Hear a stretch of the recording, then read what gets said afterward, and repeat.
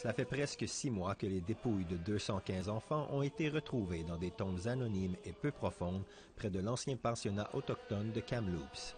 Depuis cette découverte qui a provoqué un nombre de chocs dans le monde entier, des dizaines d'événements ont été organisés en hommage aux disparus. Des dirigeants, des membres de leur famille et des gens de partout dans le monde sont venus à Kamloops pour leur rendre hommage. Bien des gens sont venus, mais le premier ministre du Canada, lui, manquait à l'appel. Le 30 septembre dernier, plutôt que de souligner la première journée nationale de la vérité et de la réconciliation, il a passé la journée en congé sur une plage de Tofino, en Colombie-Britannique. Sa décision a suscité l'indignation et des réactions négatives. La chef Rosanne Casimir a déclaré que c'était un journaliste qui avait informé la nation de la raison pour laquelle le premier ministre n'était pas présent à l'événement du 30 septembre. It was the shock, the anger and sorrow and disbelief was palpable in our community and rippled around the world. Justin Trudeau a exprimé ses regrets. I'm sorry I wasn't here on September 30th. It was a mistake, and I understand that it made a very difficult day even harder. You didn't have to invite me back. I know that. Well, thank you for doing so.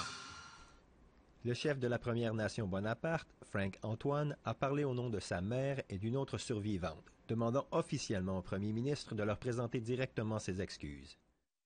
Il a expliqué que sa mère, nommée Marie, avait fréquenté le pensionnat autochtone de Kamloops et qu'elle souffrait encore du traumatisme qu'elle a subi lorsqu'elle était enfant. 1943 to 1956, she was up there. And she's here today, and thank her being here today, I wouldn't be here. So as a leader in my community, we would like to thank you. Use your words wisely, but use them rightfully, please. Because I would love you to apologize to these two ladies and the rest of our elders in our community and all the people that suffered in residential schools. I apologize. I should have been here with you. I am sorry I wasn't.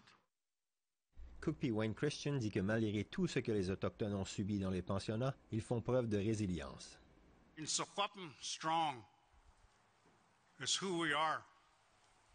That's why we have such a large territory, why they invaded and used these schools in our territory to take our children hostage and commit genocide upon us.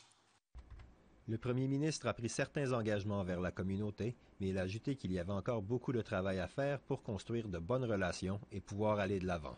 We will be working with you on what you've said the community needs, from funding the Healing Center, to working with you on an Elders Lodge, to continuing to get answers and closure, and ensuring the proper commemoration to help the community and so many others grieve and heal. Finalement, c'était au tour d'Ashley Michel de parler au premier ministre. Elle est une survivante intergénérationnelle. I'm a proud Indigenous mother, and I come from a long line of strong, independent, successful Secwepemc women. I am hurting. My heart aches for the mothers who never got to see their babies again. My heart aches for the children who were scared and lonely and just wanted to go home but didn't make it. My heart aches for the children who were robbed of their childhood, culture, language, and traditions. Malgré les excuses du premier ministre, beaucoup de gens ici restent méfiants et pensent que la journée n'était que du théâtre politique. Le message à retenir semblait clair. Le gouvernement fédéral doit vraiment se consacrer à la vérité et à la réconciliation. Les gestes sont plus éloquents que les mots. Un reportage de Tina House, Nouvelle nationale d'APTN, de Kamloops, Secwepemc, Colombie-Britannique.